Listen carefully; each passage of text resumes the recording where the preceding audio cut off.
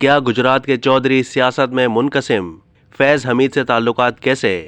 جس وقت P D M والوں نے پی ٹی آئی حکومت کے خلاف عدم اعتماد تحریک لانے کا ارادہ ظاہر کیا تو اس وقت کے آرمی چیف جنرل باجوہ وزیر اعظم عمران خان کے پاس گئے اور انہیں مشورہ دیا کہ پنجاب کے وزیر اعلیٰ عثمان بزدار کو تبدیل کر دیا جائے، اور ساتھ ہی یہ دلیل دی کہ اس اقدام کے نتیجے میں پی ڈی ایم کی عمران خان کی حکومت کو ہٹانے کی کوشش رک جائے گی۔ پہلے تو عمران خان اس خیال پر آمادہ نہیں تھے، لیکن بعد میں وفاقی حکومت کو بچانے کے لیے اس رائے کو قبول کرنے پر راضی ہو گئے۔ انہوں نے بزدار کی جگہ وزیر اعلیٰ کسی اور کو بنانے کے لیے 2 نام مانگ لیے، جس پر باجوہ نے علیم خان اور پرویز الہی کا نام پیش کیا۔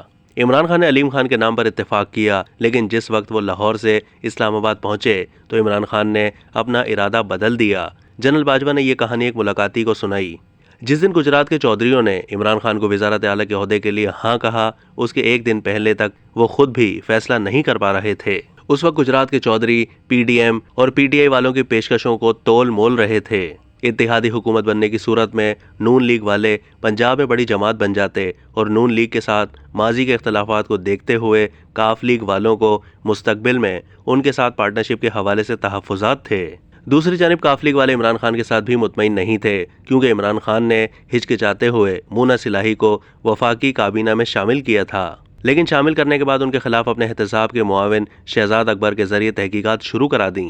پس منظر میں گجرات کے چودھری فیصلہ نہیں کر پا رہے تھے کہ کس کا ساتھ دیں۔ اس وقت مونس الہی نے ایک صحافی کو بتایا کہ وہ فیصلہ اس لیے نہیں کر پا رہے کیونکہ اسٹیبلشمنٹ سے واضح اشارہ نہیں مل رہا۔ انہوں نے کہا کہ جب انہیں رہنمائی کے لیے فون کالز کر رہے ہیں تو یہ لوگ فون نہیں اٹھا رہے۔ جب ان سے پوچھا گیا کہ وہ کس کو فون کر رہے تھے تو انہوں نے اس شخص کا نام نہیں بتایا۔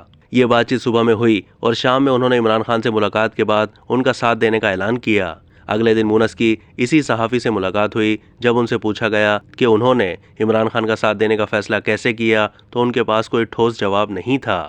تاہم اس وقت زیر گردش اطلاعات سے یہ تاثر مل رہا تھا کہ انہوں نے یہ فیصلہ ایک ریٹائرڈ جرنیل کی فون کال کے بعد کیا تھا۔ اس جرنیل کا لیفٹیننٹ جنرل فیض حمید کے ساتھ تعلق تھا، لیکن یہ بات ٹھوس نہیں تھی کیونکہ فیض حمید کے جنرل باجوہ کے ساتھ تعلقات میں گرم جوشی نہیں رہی تھی، جبکہ پرویز الہی نے بھی فیض کے حوالے سے ایک انٹرویو میں کچھ طنزیہ باتیں کہی تھیں۔ اب مونس الہی کے واضح بیان سے ساری گرد چھٹ گئی ہے کہ فیصلے میں رہنمائی جنرل باجوہ نے کی تھی۔ اگرچہ ان کی طرف سے کوئی رد عمل نہیں آیا، لیکن یہ واضح ہے کہ باجوہ گجرات کے چودھریوں کو قابل بھروسہ سیاستدان سمجھتے تھے۔ یہ بات ان کی بات چیت سے بھی عیاں تھی۔